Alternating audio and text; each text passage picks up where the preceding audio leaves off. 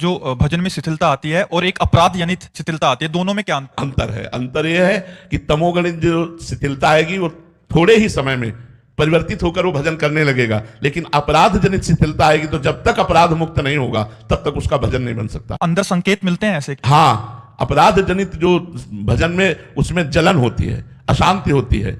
हाँ, जो तमोगुण जनित होती है तो उसे समझ में नहीं आता, निद्रा प्रमाद आलस्य ये चीजें लगेंगी, लेकिन उसकी भजन प्रियता बनी रहेगी।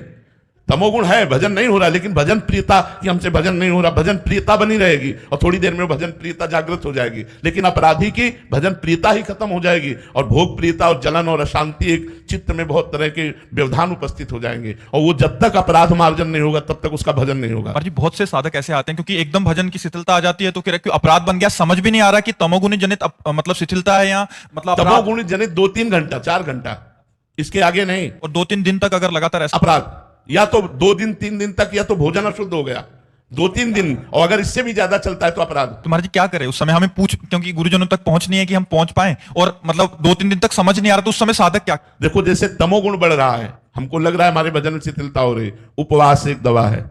तुरंत उपवास करो, उपवास करते ही सत्वगुण आ जाएगा।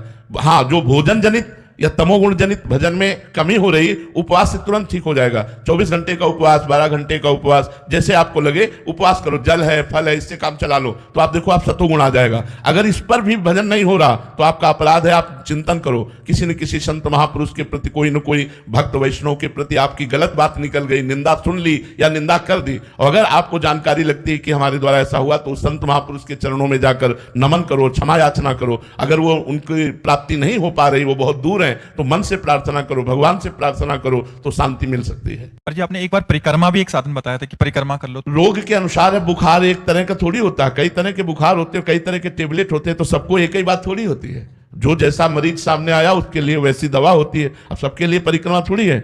आप मान लो कोई ऐसा वृद्ध है, कोई ऐसा है, मान लो वृंदावन नहीं आ पा रहा है, अब वो कैसे वृंदावन की परिक्रमा, तो आप वही मन से चिंतन करो, हे विश्व के समस्त व्यक्त अव्यक्त महापुरुषों, हे भगवान के परम प्रेमी भक्तजनों, मेरे से जाने अनजाने में यदि अपराध बन गया हो तो नाथ आप भगवत स्वरूप है, आप क्षमा करो, प्रभु क्षमा करो। बार बार ऐसी प्रार्थना करो, देख लेना वो अपराध मोचन हो जाएगा। या फिर सामने वो संत आ जाएंगे, आपके ध्यान में वो संत आ जाए तो जान लेना वहां जाना पड़ेगा और वहां जाकर उनसे क्षमा याचना करना पड़ेगा, क्योंकि संत अपराध फिर भजन नहीं होने देता। यदि सही भजन हमारा करना है तो न किसी की निंदा सुने, न किसी की निंदा करे, न हम परदोष दर्शन देखे, तो हमारा भजन बढ़ता चला जाएगा।